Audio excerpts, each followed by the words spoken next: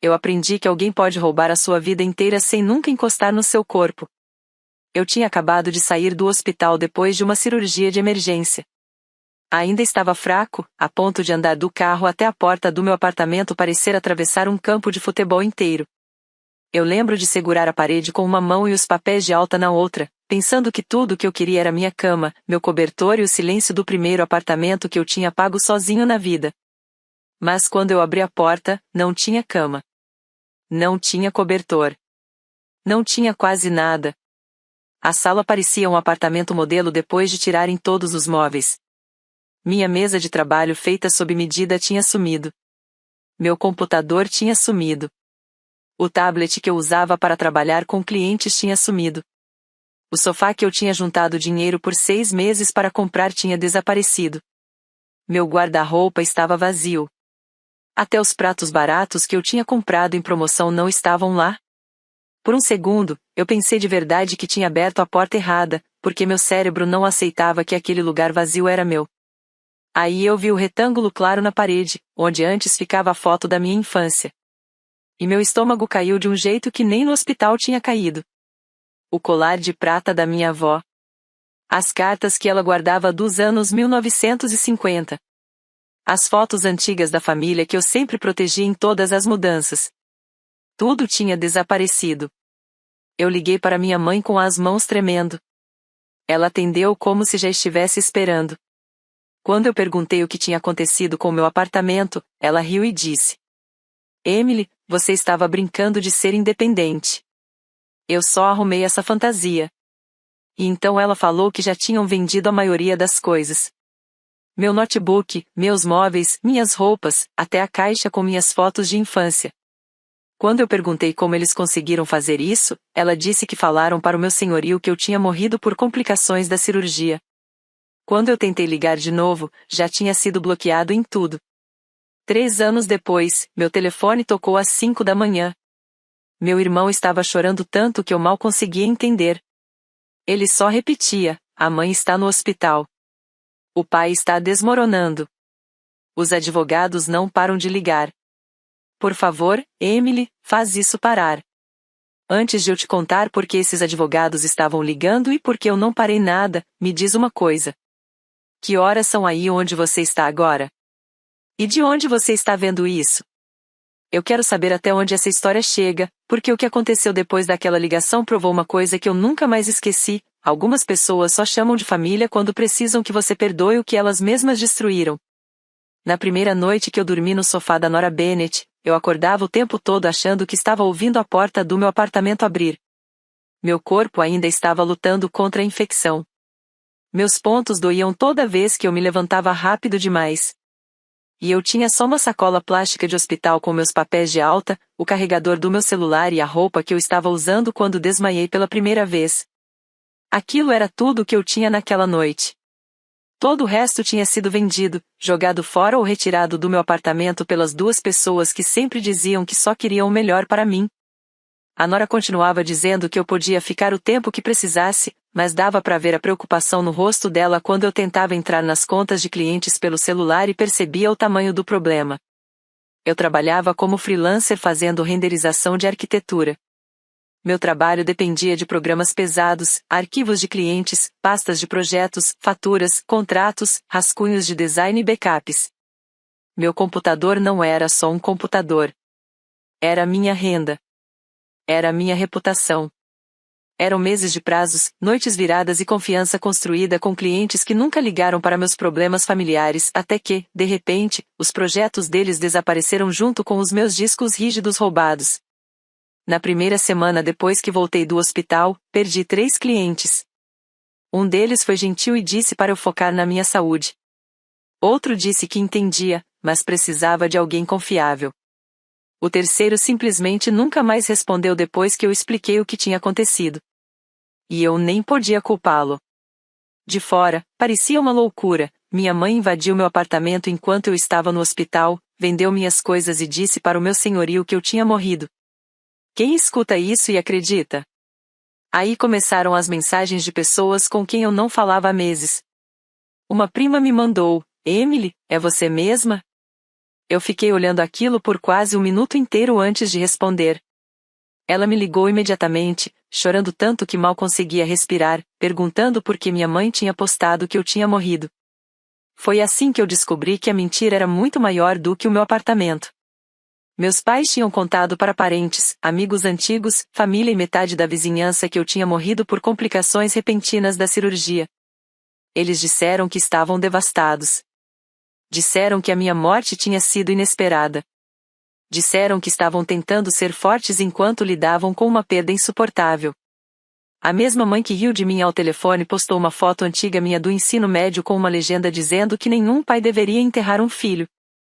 O mesmo pai que ajudou a vender meu equipamento de trabalho aceitava cartões de condolências dos vizinhos, que achavam que ele estava de luto. O grupo do bairro de classe alta deles mandava comida. Uma mulher do círculo de caridade organizou uma pequena arrecadação em memória, para ajudar com despesas. As pessoas estavam dando dinheiro porque acreditavam que eu tinha morrido. Eu lembro de estar sentada no sofá da nora, ainda usando o moletom que ela tinha me emprestado, rolando as capturas de tela que minha prima tinha enviado, e sentindo algo dentro de mim ficar completamente imóvel. Tinha comentários de pessoas dizendo que estavam rezando pelos meus pais. Tinha emojis de coração. Tinha gente chamando eu de alma linda. Tinha gente dizendo que meus pais eram muito fortes. Eu estava viva, sem dinheiro, fraca, e dormindo debaixo de um cobertor emprestado, enquanto eles eram alimentados e consolados por uma morte que inventaram. Quando eu tentei falar diretamente com alguns parentes, alguns acreditaram em mim na hora. Algumas pessoas entraram em pânico. Outras me acusaram de ser cruel, como se eu estivesse fingindo ser a Emily se a Emily realmente tivesse morrido. Depois, a história mudou de novo. Quando as pessoas começaram a fazer perguntas, meus pais disseram que eu estava viva, mas instável. Disseram que o luto tinha deixado eles confusos. Disseram que eu sempre fui difícil e dramática. Disseram que eu tinha abandonado a família e agora estava perseguindo eles por atenção. Em uma semana, eu passei de morta para instável e depois para gananciosa, dependendo da versão que mais ajudava eles. A nora me viu imprimindo capturas de tela na biblioteca, porque eu não tinha mais computador. Ela me levou de carro até meu apartamento para eu tirar fotos dos cômodos vazios. O senhorio parecia que queria que o chão abrisse e engolisse ele quando me viu viva. Ele admitiu que meus pais tinham dito que eu tinha morrido. Eles tinham a chave reserva. Tinham cópias de documentos do hospital porque ainda estavam como contatos de emergência de anos atrás. Eles disseram que precisavam esvaziar o apartamento rápido porque ver minhas coisas era doloroso demais. Ele acreditou, porque pessoas normais não mentem sobre a morte da própria filha só para roubar um sofá e um laptop. Eu perguntei sobre meu depósito de segurança. Ele disse que a situação do contrato agora estava complicada. Eu saí antes de dizer algo que eu não pudesse voltar atrás. Por 3 meses eu reconstruí tudo do zero. A nora me deu metade do guarda-roupa dela. Eu comprei um notebook usado que mal rodava meus programas de design. Eu pegava trabalhos pequenos, abaixo do meu nível, porque eu precisava de dinheiro. Eu comia barato. E fiz uma lista de tudo que eles tinham levado. As coisas caras doíam, claro. O computador, o tablet, os móveis, as roupas. Mas as coisas que eu sempre voltava a lembrar eram as que dinheiro nenhum substitui. O colar de prata da minha avó. As cartas escritas à mão por ela. As fotos antigas de mim bebê, que eu guardei em todas as mudanças porque eram a prova de que eu existia antes dos meus pais me transformarem numa história que eles podiam vender. Foi aí que minha raiva mudou. Ela deixou de ser quente. Deixou de me fazer tremer. Virou algo frio, focado e permanente. Eu parei de perguntar por quê. E comecei a perguntar como provar. O boletim de ocorrência não foi como as pessoas imaginam nessas histórias. Eu entrei na delegacia com registros do hospital, fotos do apartamento vazio, capturas das postagens da minha mãe e uma lista de bens roubados tão grande que parecia inventário de mudança. Eu achei que, quando explicasse que eu estava me recuperando de uma cirurgia de emergência enquanto meus pais esvaziavam meu apartamento e vendiam tudo que era meu, alguém ia dizer, isso é roubo. Mas não foi assim. O policial ouviu, anotou e ficou fazendo as mesmas perguntas. Se meus pais tinham chave. Se eu já tinha deixado eles entrarem antes. Se alguma coisa tinha sido presente deles. Se podia ter sido um mal-entendido.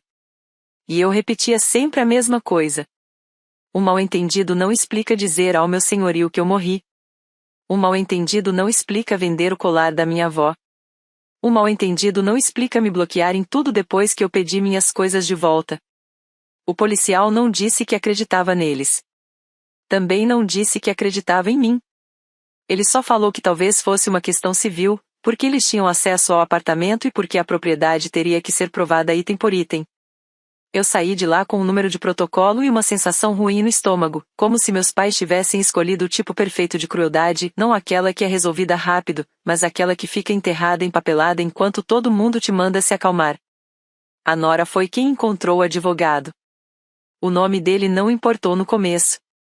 O que importou foi que ele olhou minha pasta, ouviu toda a história sem me interromper e depois disse: Eles contaram com o fato de você estar cansada demais para lutar contra isso. Foi a primeira vez que eu senti que alguém tinha entendido. Ele explicou que a parte criminal podia ser lenta e incerta, mas a parte civil era diferente. Se conseguíssemos provar que eles pegaram coisas que eram minhas, venderam sem permissão, destruíram minha renda e usaram mentiras para ter acesso e ganhar dinheiro por pena, a gente tinha um caso. Não ia ser rápido. Não ia ser limpo. E ia custar dinheiro que eu não tinha. A Nora me emprestou o valor inicial do advogado. Eu chorei quando ela fez isso, não porque eu era fraca, mas porque depois de meses sendo tratada como um problema, alguém finalmente estava apostando na minha verdade. O processo levou quase 2 anos. 2 anos dos meus pais tentando transformar roubo em preocupação. 2 anos dizendo que achavam que eu estava instável e precisava de intervenção. 2 anos alegando que só tiraram as coisas porque achavam que eu ia voltar para casa onde pertencia. Minha mãe disse que alguns itens eram da família. Meu pai disse que eu era irresponsável com dinheiro e que eles estavam me protegendo de mim mesma. O advogado deles tentou sugerir que, por eu ter sido hospitalizada, minha memória do que eu possuía podia não ser confiável. Eu lembro de ler essa frase num dos documentos e rir tanto que não sentia nada. Eles não estavam só se defendendo. Eles ainda estavam tentando me apagar, só que agora com linguagem jurídica. Mas eu tinha provas. Tinha extratos bancários mostrando que eu comprei minha própria mesa, meu próprio sofá, meus próprios eletrônicos, meus próprios equipamentos de trabalho.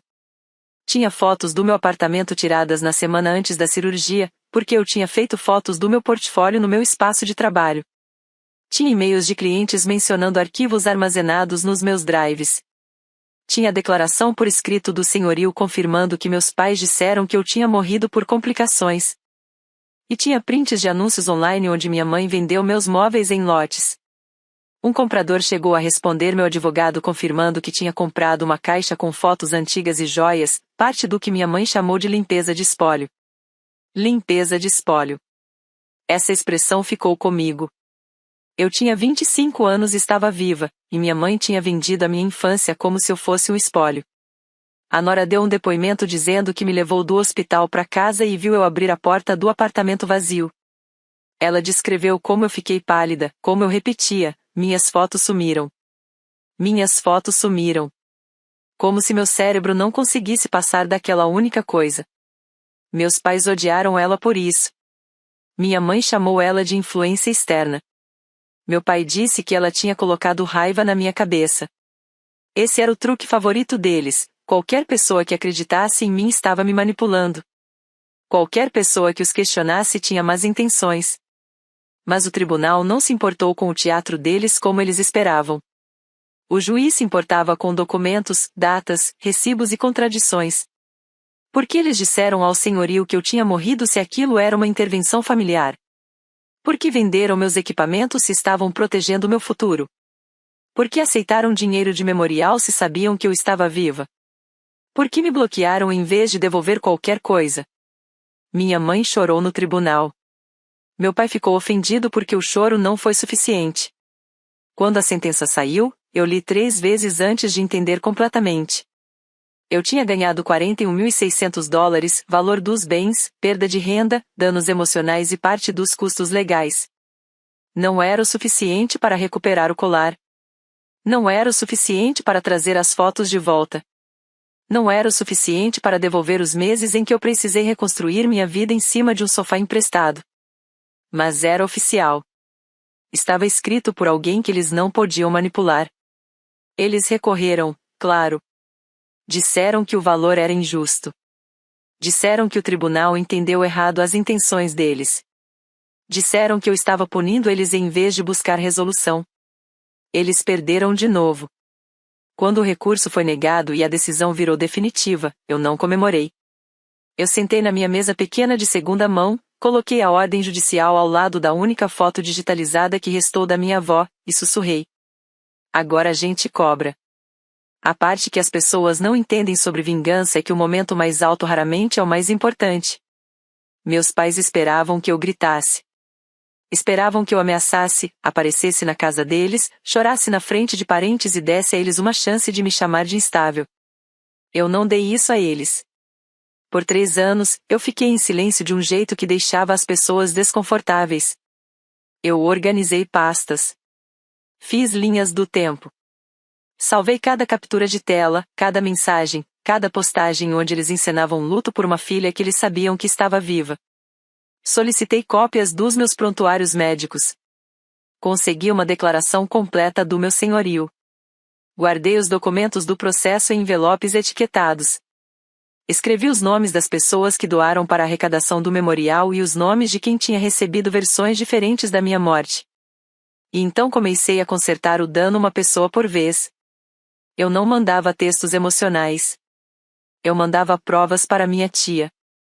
Enviei os registros de internação e alta do hospital. Para minha prima, eu enviei a sentença. Para um antigo amigo da família, mandei a captura de tela do post de memorial da minha mãe ao lado da data em que ela colocou minha mesa à venda online. Algumas pessoas pediram desculpas na hora.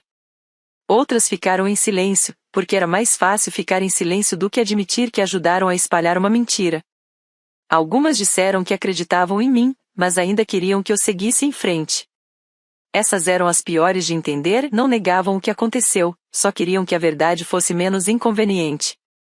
Meus pais moravam em uma casa grande em North Hills, daquelas com jardim perfeito, guirlandas sazonais e uma ilha de cozinha enorme, do tipo que minha mãe adorava mostrar nos brunches que postava online. Aquela casa significava quase tudo para eles. Não era só onde moravam. Era uma fantasia. Dizia para o bairro que eles eram bem-sucedidos, estáveis, generosos e respeitáveis. Meu pai trabalhava com financiamento imobiliário, então a imagem fazia parte do trabalho dele. Minha mãe transitava entre comitês de caridade, eventos de vizinhança e compras online que ela fingia serem investimentos de bom gosto. Depois eu descobri que eles já estavam endividados antes mesmo de me roubarem. Cartões estourados, prestações atrasadas, vergonha escondida atrás de sorrisos públicos. Meu apartamento tinha sido uma solução rápida de dinheiro, embrulhada em uma tragédia falsa. Quando a sentença se tornou definitiva, meu advogado perguntou se eu queria conversar sobre acordo. Eu disse não. Meus pais não tinham pago um centavo. Eles simplesmente ignoraram a sentença, do mesmo jeito que ignoraram minhas ligações do apartamento vazio. Então começamos a execução. Foi colocado um bloqueio sobre a casa. O salário do meu pai começou a ser descontado. As contas bancárias deles foram atingidas por vias legais. De repente, as consequências não eram mais emocionais. Eram financeiras, públicas e impossíveis de explicar. O empregador do meu pai descobriu. O conselho do condomínio ouviu rumores. Vizinhos que tinham contribuído para a arrecadação do memorial começaram a perguntar por que uma filha que eles tinham chorado agora estava cobrando uma sentença contra os próprios pais. Essa é a coisa sobre mentiras, elas funcionam quando todo mundo está triste e ninguém pede provas. Elas ficam muito mais difíceis quando chegam ordens judiciais. Até que uma manhã, às 5 da manhã, meu celular tocou de um número desconhecido. Quase deixei cair na caixa postal. Mas algo me fez atender. No começo, eu só ouvi respiração e choro. Depois ele disse meu nome. Emily. Eu não ouvi a voz do meu irmão havia 3 anos. Nenhuma vez depois do hospital. Nenhuma vez depois do apartamento vazio. Nenhuma vez depois de ver nossos pais me transformarem em um fantasma. Ele estava soluçando tanto que as palavras saíam quebradas. Mãe está no hospital. Pai tá desmoronando. Os advogados não param de ligar. O banco ligou de novo. As pessoas do bairro querem o dinheiro de volta. Emily, por favor, faz isso parar. Eu sentei na cama, já completamente acordada. Perguntei o que exatamente ele queria que eu parasse. Ele disse: o bloqueio, os descontos no salário, as ligações, as perguntas, a humilhação. Ele disse que minha mãe teve uma crise de pânico tão forte que meu pai chamou uma ambulância. Disse que meu pai não estava dormindo. Disse que a casa estava em crise. Disse que todo mundo estava culpando eles. Depois a voz dele mudou. Ele disse: você está destruindo a gente. Por um segundo, eu vi meu antigo apartamento de novo. Vi os espaços limpos no carpete onde os móveis ficavam. Vi o vazio na minha comoda onde o colar da minha avó estava antes. Ouvi minha mãe rindo e dizendo que eu estava brincando de ser independente. O Ethan continuava chorando no telefone, esperando que eu o confortasse. Em vez disso, eu fiz uma pergunta. Você ajudou eles a levar minhas coisas? O silêncio do outro lado foi imediato. Esse silêncio disse mais do que qualquer resposta. Ele sussurrou que não sabia direito o que estava acontecendo naquela época. Disse que estava confuso. Disse que achava que nossos pais estavam cuidando de tudo. Eu disse que ia ligar depois e desliguei. Não liguei. Nem naquela manhã. Nem depois de mais 6 chamadas perdidas. Nem depois dos recados de voz. Eles passaram 3 anos dizendo para todo mundo que eu estava morta. Agora estavam descobrindo como os mortos podem ser pacientes quando voltam com papelada.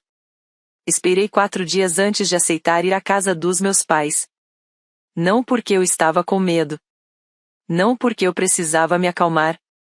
Mas porque eles me fizeram esperar 3 anos por responsabilidade e eu queria que entendessem que aquela conversa ia acontecer no meu tempo, não no deles. Quando entrei na garagem naquela tarde de sábado, a casa parecia exatamente como eu lembrava, e ao mesmo tempo nada como a verdade. O gramado estava bem aparado. A varanda tinha vasos combinando. Tinha uma coroa de flores elegante na porta, do tipo que minha mãe chamaria de simples, mas caro. Por fora, ainda parecia a casa de pessoas que tinham tudo sob controle. O Ethan abriu a porta antes de eu bater. Ele estava mais magro, exausto e com aquele tipo de raiva de quem quer compaixão, mas não merece. Ele começou a falar imediatamente. A mãe já está em casa. O pai está mal. Você precisa ouvir eles. Eles não são monstros. Eu passei por ele e entrei na sala. Meus pais estavam no sofá, mas não estavam sozinhos. Tinha 2 pessoas da vizinhança com eles. Uma mulher com quem minha mãe organizava almoços de caridade e um homem que tinha servido com meu pai no comitê financeiro do condomínio. Quase ri. Eles não tinham chamado testemunhas da verdade. Tinham chamado plateia para performance. Meu pai foi o primeiro a se levantar. Disse que acharam que seria útil ter pessoas neutras presentes para que todos pudessem caminhar em direção à cura. Eu disse que não tinha nada de neutro em pessoas que doaram para um fundo de memória de alguém que estava viva na frente delas. A mulher olhou para minha mãe. Minha mãe olhou para o chão. Foi aí que eu entendi, eles não tinham contado tudo para aquelas pessoas. Meu pai tentou retomar o controle da conversa. Ele disse que essa família já tinha sofrido bastante e que, mesmo com erros, levar tudo para advogado só ia causar mais dor. Eu perguntei qual erro ele estava falando. Foi abrir meu apartamento enquanto eu estava me recuperando da cirurgia? Foi vender meus equipamentos de trabalho? Foi dizer ao senhorio que eu tinha morrido? Foi aceitar dinheiro dos vizinhos que achavam que estavam ajudando com despesas de luto? O ambiente ficou completamente silencioso. O homem do HOA se mexeu na cadeira. Minha mãe finalmente começou a chorar. Ela disse que eu nunca ia entender a pressão que ela estava sofrendo. Disse que as contas estavam acumulando. Que as comissões do meu pai tinham caído e ela estava tentando desesperadamente manter a imagem da família intacta. Disse que as compras online tinham saído do controle porque todo evento, jantar e reunião de vizinhos vinha com expectativas. Disse que tomou uma decisão horrível em um momento assustador. Eu respondi que uma decisão horrível é comprar algo que você não pode pagar. O que ela fez envolveu planejamento. Envolveu uma chave. Um caminhão. Internet. Uma mentira sobre a minha morte. E me bloquear depois que eu implorei pelas minhas coisas de volta. Ela se encolheu quando eu disse implorei. E eu fiquei feliz por isso. Meu pai disse que eles estavam dispostos a resolver isso de forma realista. Que a sentença era impossível de cumprir. Que se eu continuasse executando, eles poderiam perder a casa. Ele sugeriu reduzir o valor, pausar os descontos e fazer um acordo privado de família. Eu perguntei se ele queria dizer aquele tipo de acordo de família em que eles ficam com tudo e eu fico quieta para eles manterem a casa. Ele disse que eu estava distorcendo as palavras dele. Eu disse que não. Eu só estava repetindo com clareza, pela primeira vez. Então me virei para o Ethan. Perguntei de novo o que eu já tinha perguntado no telefone. Você ajudou eles a carregar minhas coisas para fora? Ele começou a chorar antes mesmo de responder. Disse que ajudou a descarregar caixas na garagem. Disse que viu minha mesa, minha cadeira, minhas roupas em sacos de lixo, meus equipamentos e uma pequena caixa de madeira da minha comoda. Disse que perguntou se deveriam guardar aquilo porque parecia pessoal. Minha mãe disse não. Tudo tinha que ir. Ele disse que tinha 23 anos e que estava com medo de desafiar eles. Eu fiquei olhando para ele até ele desviar o olhar. E disse que ele já tinha idade suficiente para saber a diferença entre ajudar e esconder. Ele respondeu que achava que aquilo era algum tipo de intervenção. Eu perguntei que tipo de intervenção vem de um colar de prata com cartas de uma mulher morta dentro. Ninguém respondeu.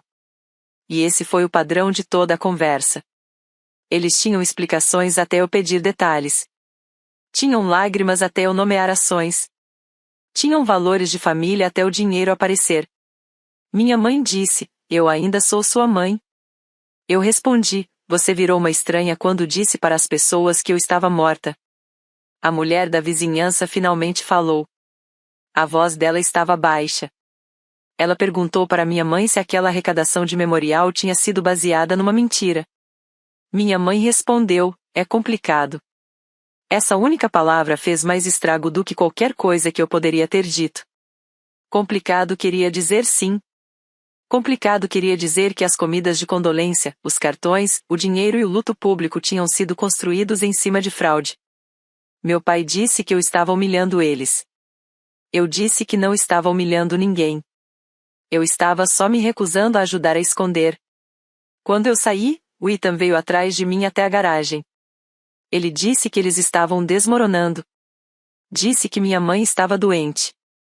Que meu pai podia perder o cargo. Que as pessoas estavam se virando contra eles. Eu perguntei onde estava essa preocupação quando eu estava dormindo no sofá da nora com um único casaco emprestado e sem como trabalhar. Ele passou a mão no rosto e disse que estava arrependido. Eu disse que desculpa é o que as pessoas falam quando a verdade custa algo para elas. Responsabilidade é o que elas fazem antes disso.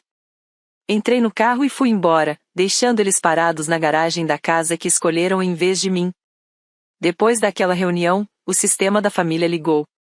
Não a parte que me visitou depois da cirurgia. Não a parte que me ajudou quando eu não tinha nada. A outra parte. A parte que só acorda quando as consequências chegam perto de quem sempre controlou a história. Minha tia Valerie foi a primeira a ligar. Disse que me amava, que achava tudo terrível, mas que eu precisava pensar no panorama maior. Eu perguntei qual panorama maior incluía vender fotos da minha infância. Ela suspirou, como se eu estivesse sendo difícil, e disse que ninguém estava defendendo o que eles fizeram. Só queria uma solução que não destruísse a família inteira. Depois meu tio Mark ligou e disse que tribunal não era lugar para feridas de família. Eu disse que casa de família também não era lugar para coisa roubada.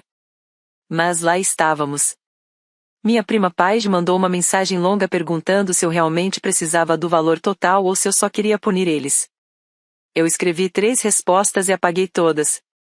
No fim, mandei a sentença e a foto do meu apartamento vazio. Ela não respondeu por 2 dias. Quando respondeu, disse só: eu não sabia que era tão grave.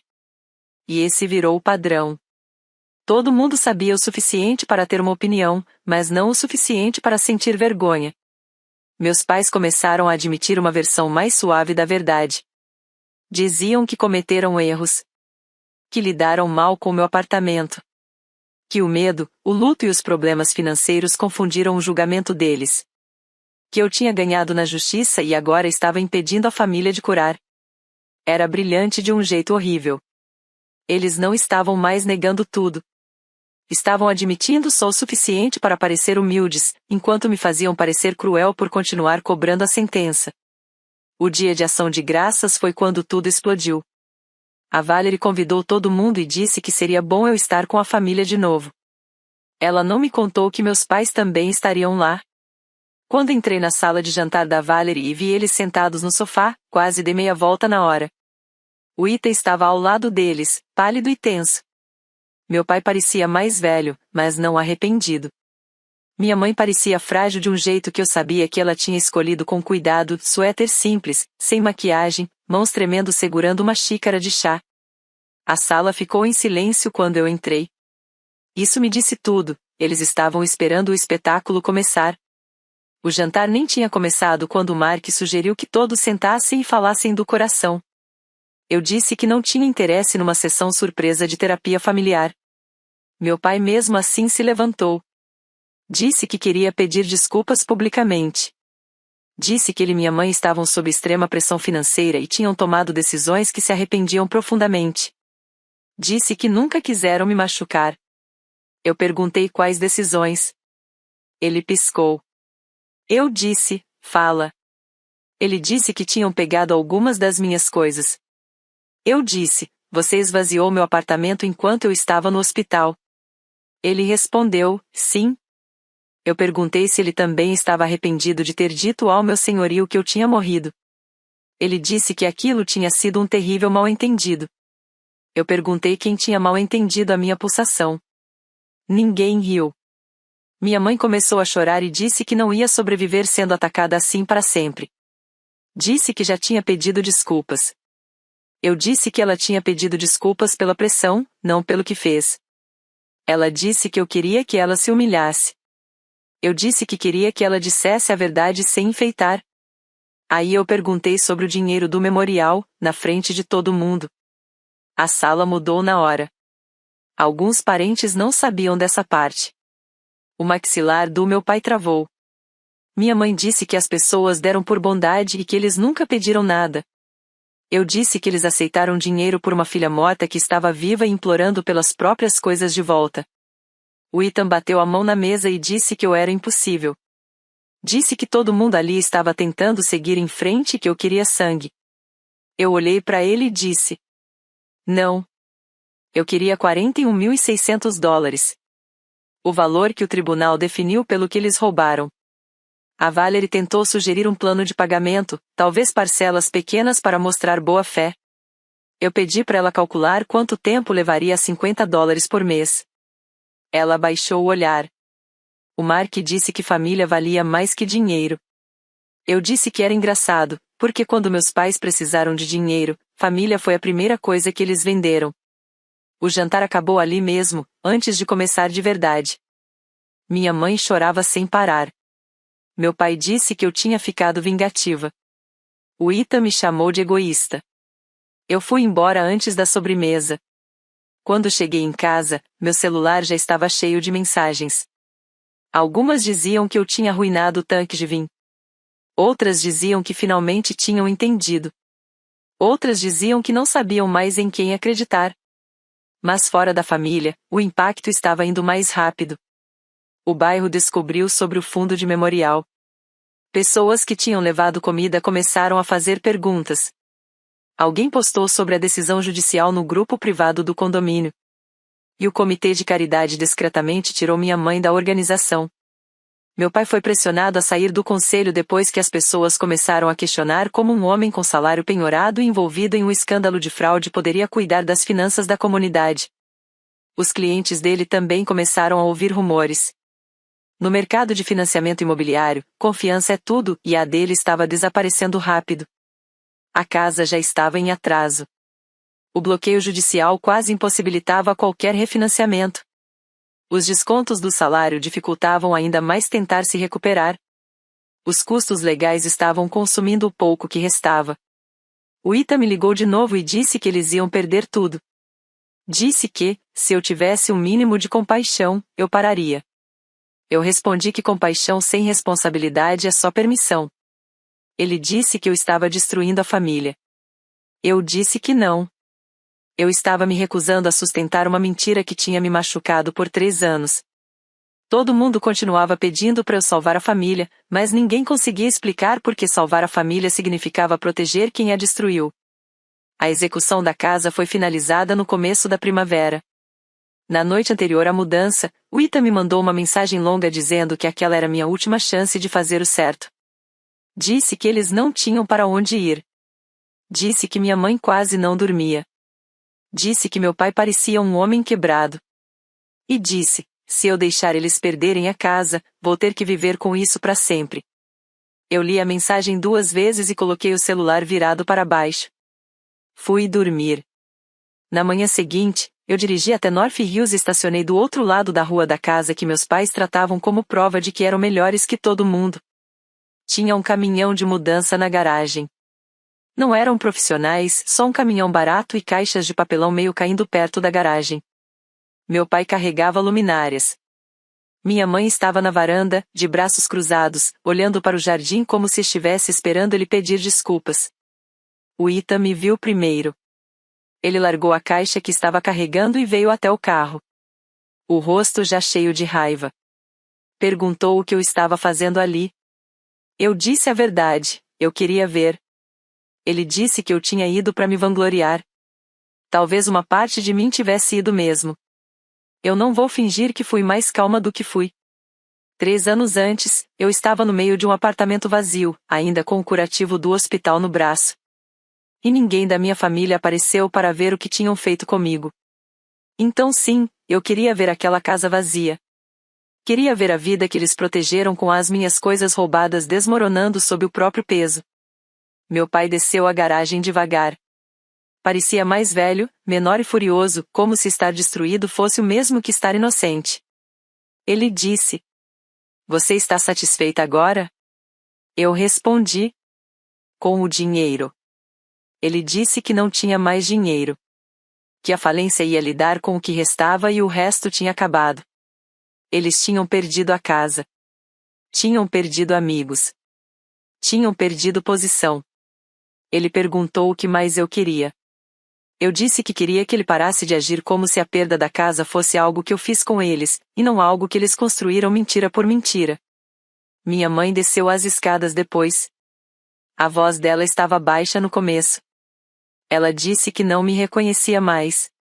Disse que a filha que ela criou nunca ficaria feliz vendo os pais sofrerem. Eu respondi que a filha que ela criou voltou do hospital depois de uma cirurgia e descobriu que a própria mãe tinha vendido a vida dela em pedaços. Ela disse que eu era cruel. Eu disse: Você disse para as pessoas que eu estava morta. Ela desviou o olhar. Foi o mais perto que ela chegou de vergonha. O Ethan começou a gritar que eu tinha destruído todo mundo. Disse que perdeu amigos. Disse que a família mal se falava. Disse que não acreditava que eu estava punindo ele pelo que nossos pais fizeram. Eu lembrei ele que ele ajudou a descarregar minhas coisas na garagem deles. Lembrei que ele viu a caixa da minha avó e não disse nada. Lembrei que ele ficou em silêncio por 3 anos e só me procurou quando as consequências chegaram até o quarto dele. Ele disse que eu não entendia a pressão que eles colocavam nele. Eu disse que ele não entendia o que era ser apagada pelas pessoas que deveriam te proteger. Meu pai mandou eu ir embora. Antes de sair, eu olhei a casa mais uma vez. A varanda perfeita. As janelas vazias. Os vizinhos fingindo que não estavam olhando. Por anos, aquela casa foi o palco deles. Cada festa, cada reunião de caridade, cada foto bonita, cada mentira sorridente tinha acontecido ali. Agora, era só mais um imóvel que o banco queria de volta. Eles se mudaram para um apartamento pequeno de 2 quartos em outra cidade. Minha mãe conseguiu um trabalho de meio período numa loja de decoração de casa, o que, de certa forma, parecia até irônico, considerando quantas coisas bonitas ela comprou para esconder uma vida feia. Meu pai aceitou um trabalho pior depois que a reputação dele no mercado financeiro desabou. As pessoas do bairro pararam de chamá-los para qualquer coisa. Algumas ainda queriam o dinheiro do memorial de volta. Outras só queriam distância da vergonha. O Ethan foi morar com um amigo por um tempo e me culpou alto para quem quisesse ouvir. A família se dividiu de um jeito que provavelmente nunca vai se curar completamente. A Valerie e o Mark acham que eu fui longe demais. A Paige pediu desculpas meses depois e admitiu que deixou o desconforto falar mais alto que a verdade. Minha avó Elaine me liga de vez em quando. Diz que tem orgulho de mim por ter me defendido, mesmo estando envergonhada do que o próprio filho virou. Essas ligações significam mais do que ela imagina. E eu me reconstruí. Não rápido, não perfeito. Mas de forma honesta. Hoje eu tenho um novo apartamento. Um com móveis que eu comprei de novo, fechaduras com controle de acesso, e uma estação de trabalho melhor do que a que eles tinham vendido. Meu negócio de design se recuperou. Hoje eu tenho clientes que confiam em mim, amigos que apareceram de verdade, e uma cópia emoldurada da única foto da minha infância que ainda sobrou digitalizada. Eu nunca recuperei o colar. Nunca recuperei as cartas. Algumas perdas não voltam só porque um tribunal reconhece que você foi prejudicada. Mas eu aprendi algo importante, e espero que quem esteja ouvindo entenda também. Família não é licença para trair alguém. Perdão não é algo que os outros podem exigir só porque a responsabilidade deixa eles desconfortáveis. E justiça nem sempre parece grito ou vingança na rua. Às vezes, justiça é documento, paciência, limites e a decisão de não deixar ninguém reescrever o dano que causou. Meus pais queriam que eu desaparecesse para manter a casa, a imagem e a história perfeita deles. Em vez disso, a verdade tirou tudo isso. Eu não me arrependo. Eu não destruí minha família. Eu expus o que já estava podre dentro dela. E se alguém um dia usar a palavra família para roubar sua paz, seu trabalho, suas memórias ou seu futuro, se pergunte: você perdoaria cegamente só para manter todo mundo confortável? Ou você ficaria de pé e faria eles encarar a verdade?